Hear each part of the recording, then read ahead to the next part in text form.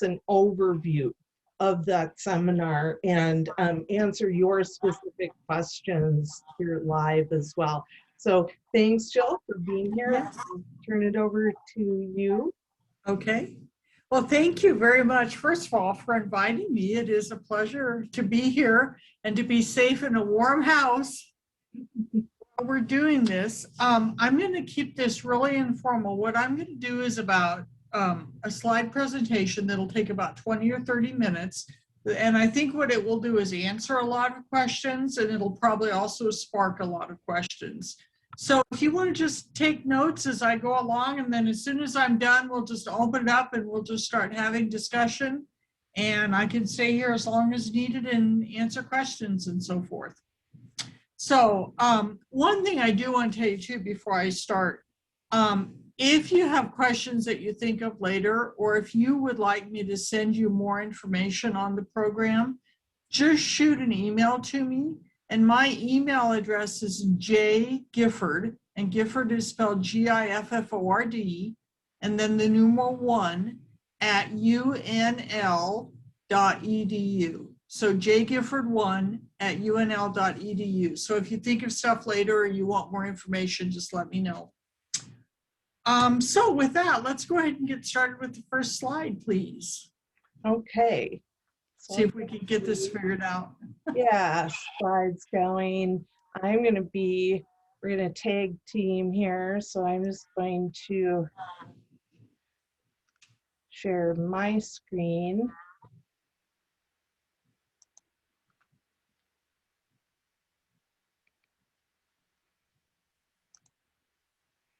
And we'll get everybody on here.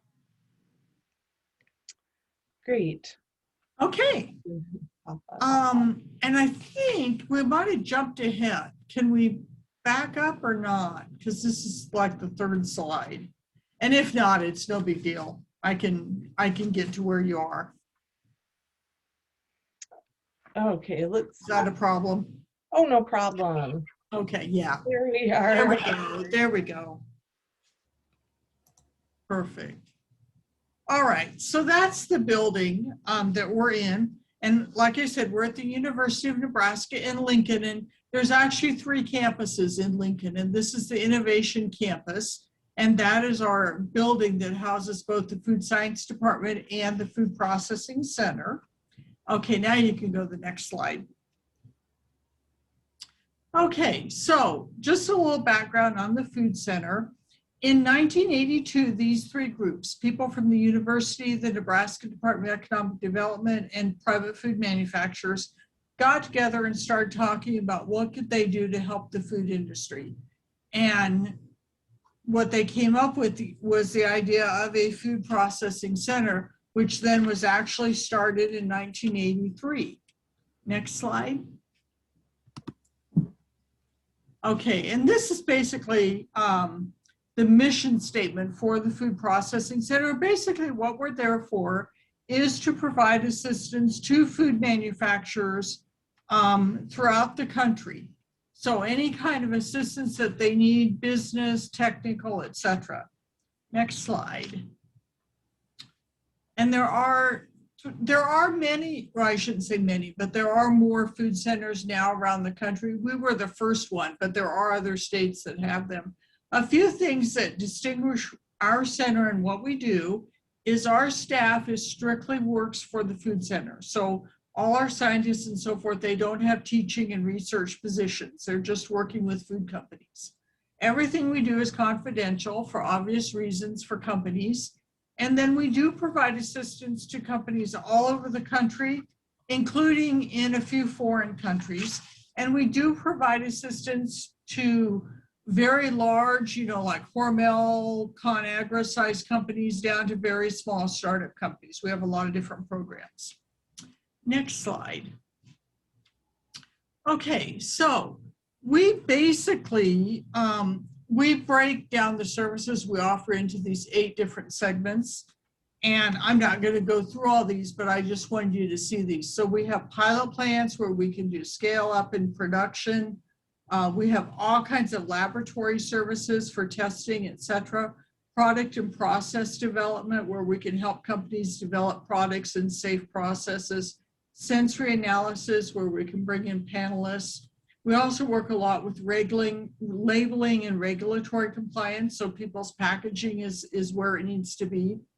The applied research group, now this group does do research. I know I mentioned we don't. This group, though, does applied research. So if a company hired them to do specific research on a topic as a project for them, they would do that. We also offer all kinds of different workshops and seminars. Most of them are fairly targeted towards certain groups in the food industry. And then the service that I think you're most interested in is our last one, the Small Business Development Services. So let's go to the next slide. And that is our National Food Entrepreneur Program, which is actually divided into two segments. The first is the Recipe to Reality Seminar. And as Kathleen mentioned, the purpose of that is to help people understand how the food industry works, what kinds of things to do before you get started, what kinds of decisions to make. It's really a decision-making tool.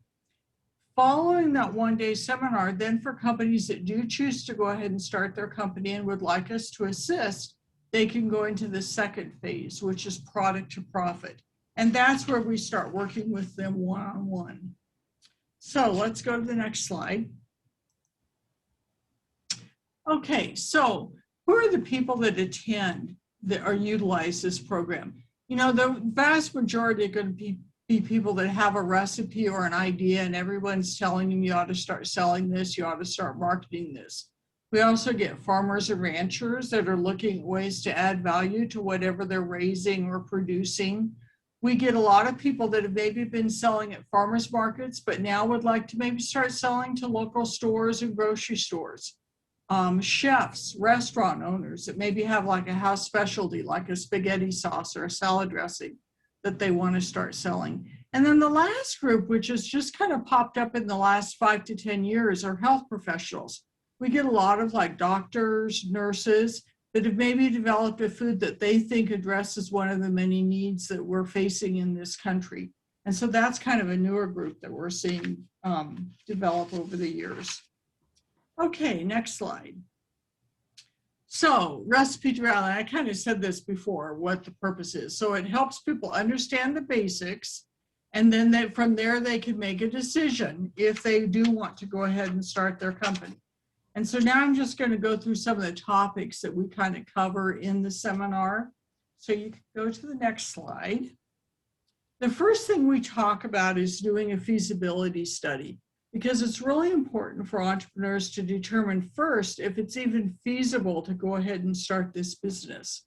And for most small companies, that involves 3 areas: market research, product development, and then facility selection. And so we spend about 2 hours in the morning talking about these things and helping them understand what's going on in market research, you know, what the current trends are, how to start doing their own research. You know, we give them tools, we talk about how to do that. We spend time talking about product development. And we don't teach people how to be food scientists, but we talk about the process, how we take an idea or a recipe and how it then gets developed into a product that can be produced over and over with the same results. And then we also spend time talking about what are your choices for where you're going to produce the product. And that might be setting up your own facility. It might be looking at co-packers that can do the production for you. And so we talk about, you know, there's many different options and the pros and cons of each of those, so people understand, you know, and can think about what they would like to do. So then that's kind of the section then on feasibility. So then we also have some other sections that kind of complement within the program. So we do talk about food safety, and we talk about the different hazard categories, you know, how products fall in there, how we eliminate these hazards and so forth. And we talk about some of the programs that are offered by the USDA and the FDA for food safety. And again, we're not going to teach people how to be quality control or food safety experts, It's just that we want people to understand all these things are going to be important. It doesn't mean you have to be able to do all these things, but we want you to understand that all this will be critical as you're developing your company. Okay, next slide. And then regulatory. We tackle this from two perspectives. We talk about first at your state level, who the regulatory agencies are and what they regulate and when you need to contact them. And then we also talk about the federal agencies, which are the Food and Drug Administration, which regulates all non-meat items, and then the US Department of Agriculture, which regulates meat items. So we go through and we talk about those and give examples and so forth so people can start getting familiar with who they're going to need to work with. Next slide. We spend time talking then about processing options. And I mentioned that a little bit before. So, we talk about, you can rent a facility. What does that involve? What are the pros and cons? You could even look at building a facility. And we also spend time talking about contract manufacturers, or sometimes called co-packers, because for a lot of entrepreneurs, this is a new term or concept they don't even realize exists. And for a lot of them, they choose that, wow, I wouldn't have to build a facility. I could have someone else do that, and I can just concentrate on selling my product. So we do spend a little bit of time talking about these options and so forth. Okay, next one. We also spend time talking about labeling requirements. And this is can be very confusing, but important aspect for even bigger companies we see that don't always understand all the regulations. So we spend time talking about what the required elements are that everyone has to have. Then we talk about defining, if there are certain things you're going to need based on your specific product.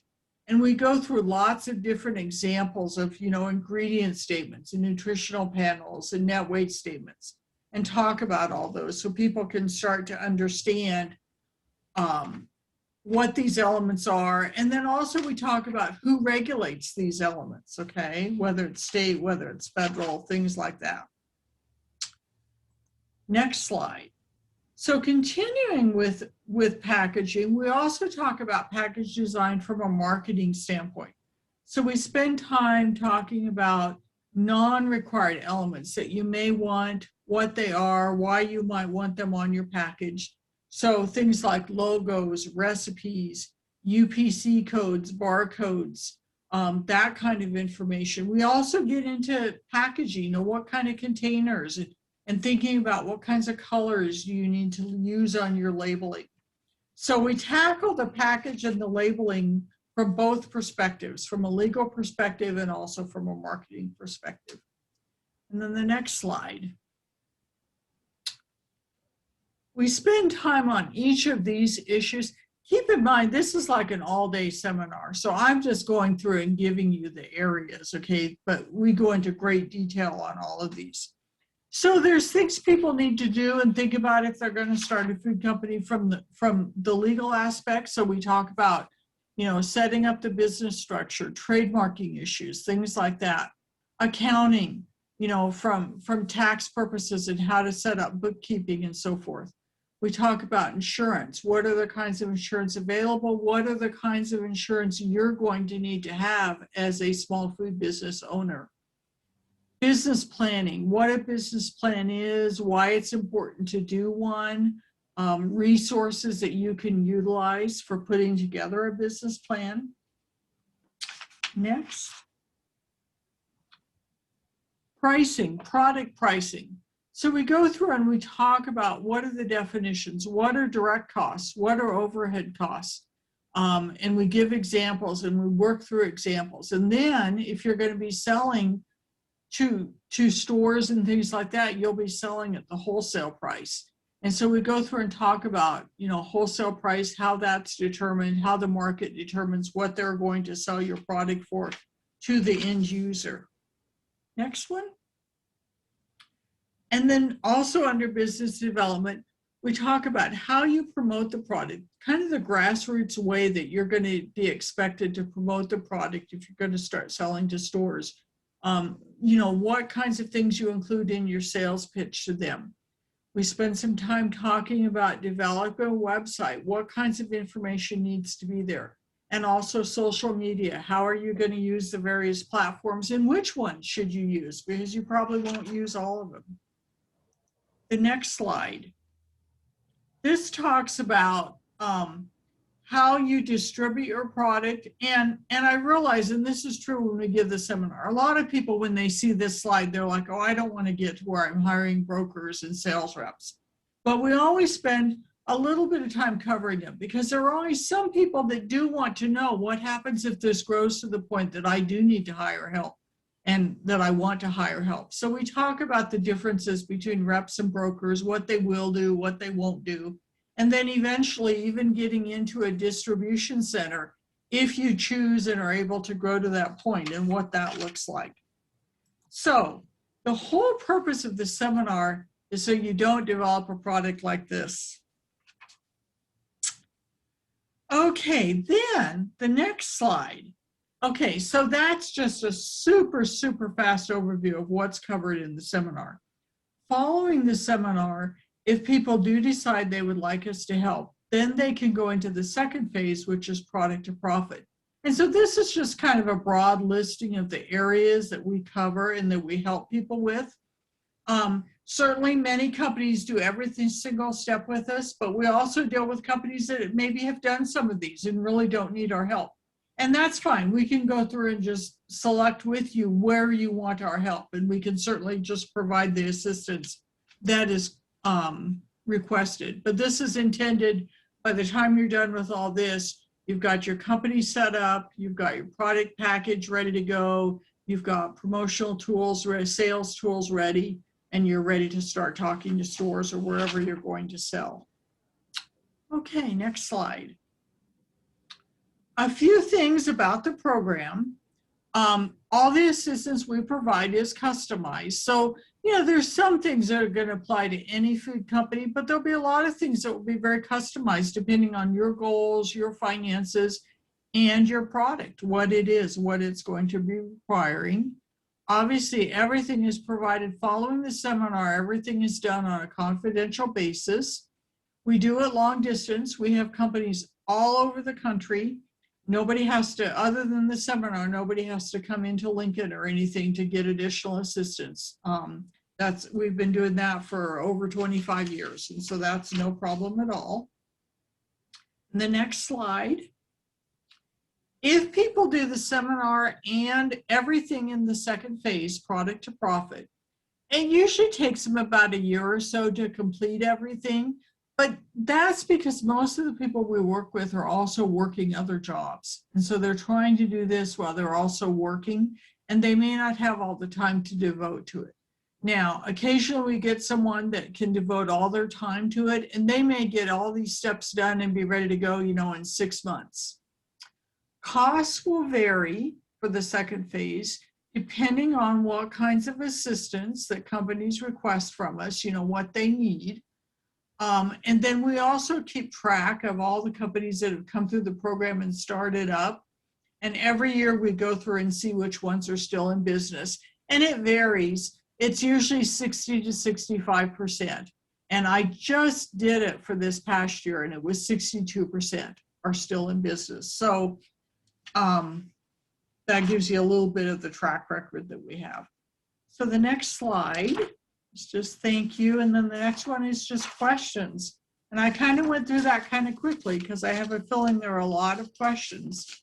But I hope that gives you, you know, an understanding of what that is and what that that resource is out there.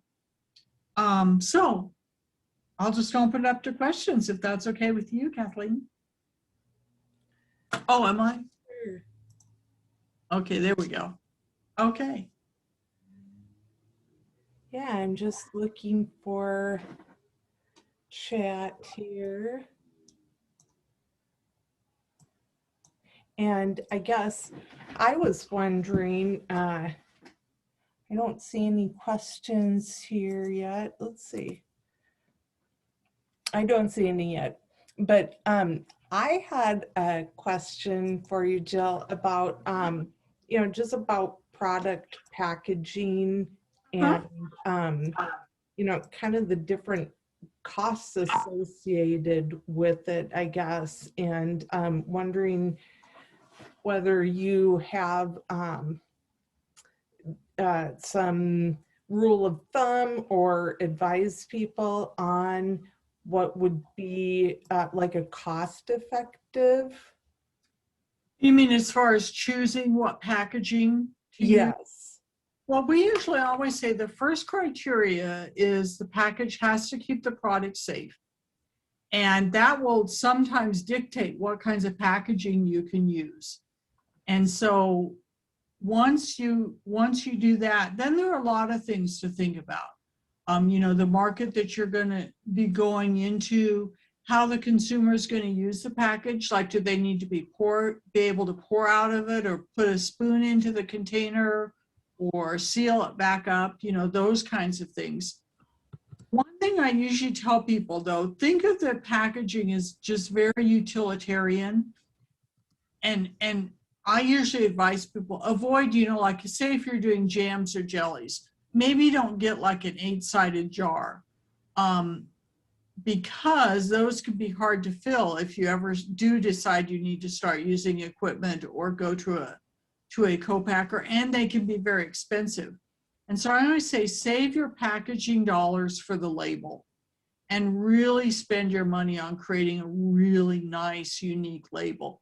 And I usually challenge people to just go in the grocery store and start walking around, and you're going to start seeing the same containers over and over in different aisles, except what makes them different is how they've done their labeling and their design work. Okay. Yeah. Great. That gives me an idea. Okay. And speaking of costs or investments, it's $250 for the day seminar, right? Right. The seminar is $250 for the first person. And then anybody registered at the same time on the same registration, so you'd have to go in online and register. Each additional person is $125. But that's only if they register all on the same registration.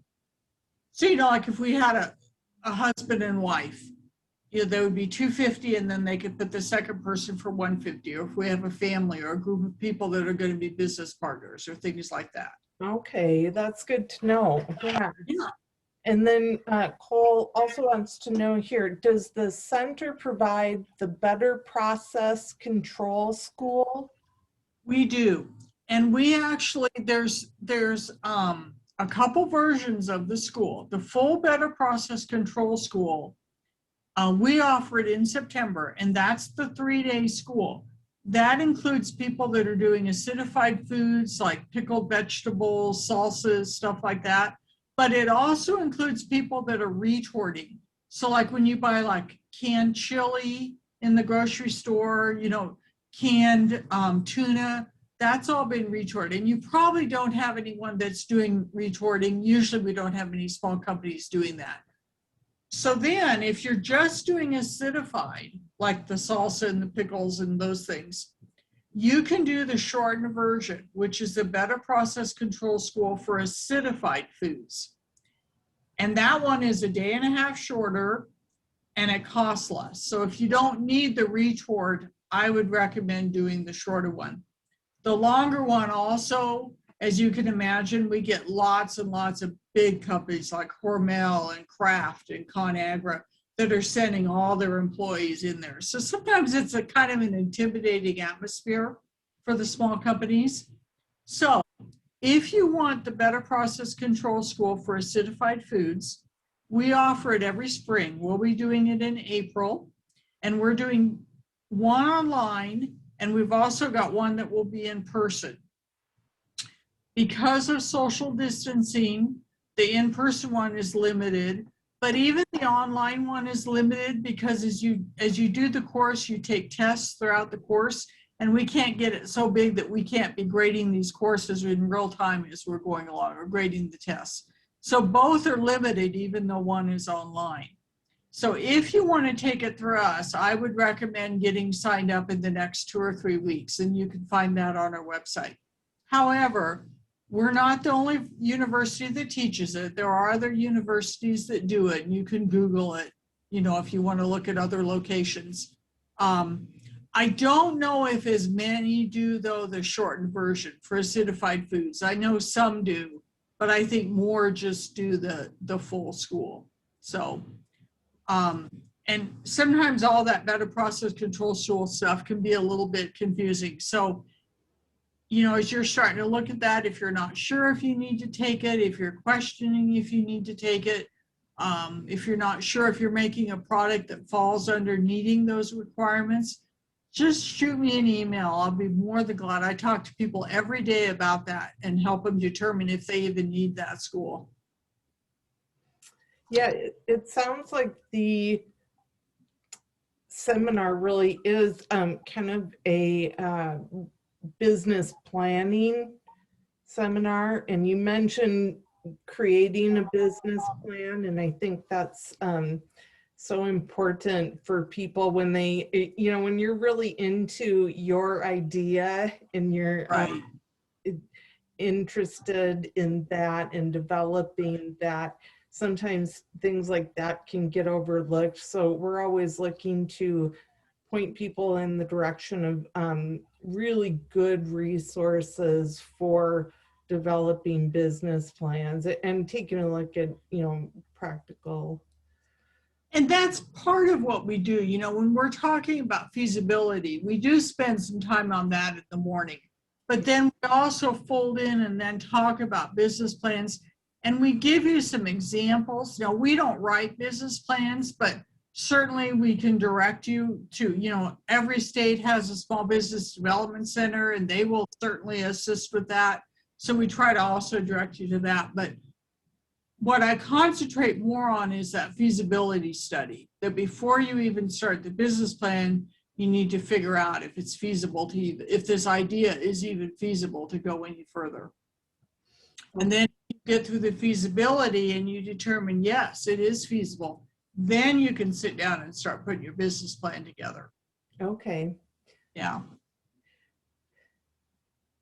So I have to ask too, with all this legislation around the country it concerning food freedom, I, you know, was thinking that that probably really takes a lot of cost barrier out of the process for very small scale producers. And I was wondering if you, you know, I just haven't seen any hard evidence of that, I guess. So I wonder if that is just a perception or if you have actually experienced or seen that. Are you talking about things like the cottage laws? Food laws and really opening those up. And what I've seen is it's very much state to state, because I have come across where one state is allowing something that another state does not allow that to fall under the cottage law, or, you know, certain things that can be made in a home kitchen versus an inspected kitchen. And so that's all very much state by state, you know, who's doing that, and, you know, what kinds of things you can be allowed to do. Like here in Nebraska, any food that falls under the Better Process Control School cannot be made in a home kitchen. It's got to be in an inspected facility. And the reason they do that is because the fear with those kinds of products like salsas and barbecue sauces, if processed correctly, you can get botulism. And a teaspoon of botulism serum will kill 10,000 people. And so it's just very, very critical. So in Nebraska, they have just decided we're not going to allow people to make those products in their home, though. But I do know there are some states that do. So, you know, it's very much state by state. Oh, yes. Yeah, it'll be interesting to see what happens to, Yeah. I think the bill that's in our South Dakota legislature is, you know, being brought by this kind of a national organization who goes around state to state. Right. Their law as it's written is uniform, but it changes, you know, according to what the state wants. And so it's been very interesting talking with different people about food products and beverages Yes, yes. and juices and fruits and milk and things like that too. So And I think for the states, and I don't know this, I'm just saying this is what I would guess too, is a lot of it has to do then with the liability. If states start saying, I mean, I know there's a push, and I think, the majority of small companies and people would make product correctly, but there would be some that don't, or maybe some that don't unknowingly, not even realizing that they shouldn't be doing it the way they're doing it. mhm. So then when somebody gets sick or dies, how is the state liable? And I think that's probably a lot of what the discussion is behind closed doors, is what is the liability if we're letting people make things in their home and then somebody gets sick? Can they come back and say, well, the health department told them they could do this?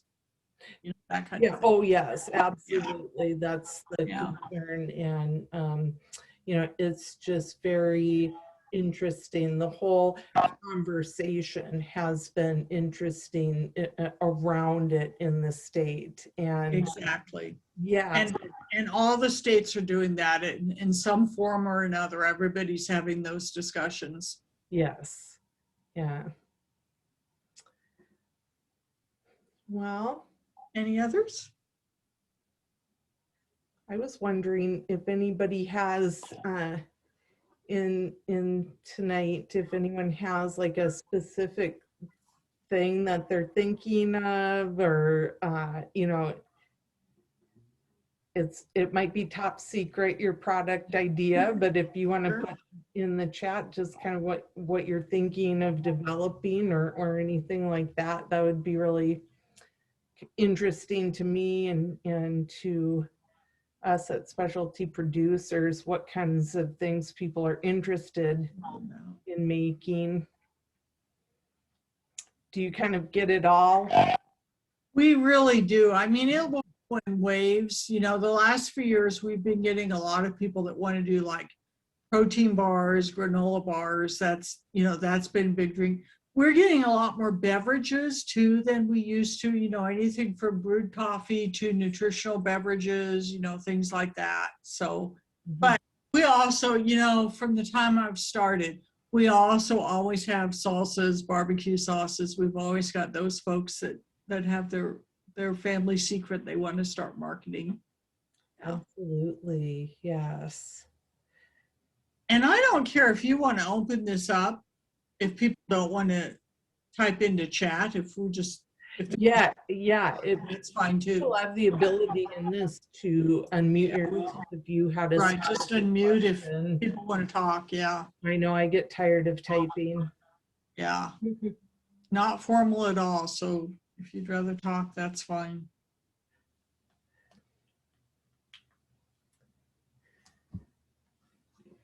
Well, if we don't have any more questions, I think we can, just wrap things up and follow things up later too. Right. And you've got my email. So seriously, if anybody has more questions or wants to talk away from the group setting, just shoot me an email and we can arrange a time for a call. Or if you want me to send information to you, I can do that too. Okay, that's great. Yeah. And again, for our members of South Dakota Specialty Producers Association, you are eligible to follow that link in the chat. Thank you, Cole. You can apply through this Google form to have your travel expenses reimbursed. So if you get, not only driving mileage or whatnot, but hotel expenses and things like that too. For us, in Sioux Falls, it would be quite a long way to Lincoln. And so we figured anyone coming from South Dakota would want to stay over or need to stay over. Right. Start first thing in the morning. It's about 6 hours from Sioux Falls to here. Okay. And how late do you go then? We're done between 4:30 and 5. Okay. Yeah. Actually, in fact, right now we're usually getting done closer to 4, and that's because we're doing social distancing. And so lunch goes a lot quicker because we can't have people really sit at tables. So they all just take their own box lunch back to their table. So we're finding when they're not chatting that we're getting done with lunch a lot quicker. So we've been getting done a little earlier these last couple times. Okay, great. Well, it does sound like just a great program. And it's been going for how long, did you say? We started the entrepreneur program in 89.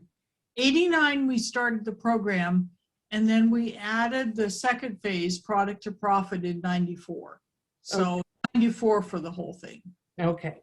So this is, obviously a program you've got a lot of experience behind, and you know what you're talking about clearly. It just, it flows right out of you, and just the great information that you have to share is something we've appreciated tonight. So thank you, Jill. Well, thank you for inviting me. Yeah, and thanks everyone for coming. We'll have this up on our YouTube page if you want to refer to anything that we've discussed, and you can follow up with me or Jill as well. Okay. Have Thank a great night. Thanks, you too. Bye-bye. Bye.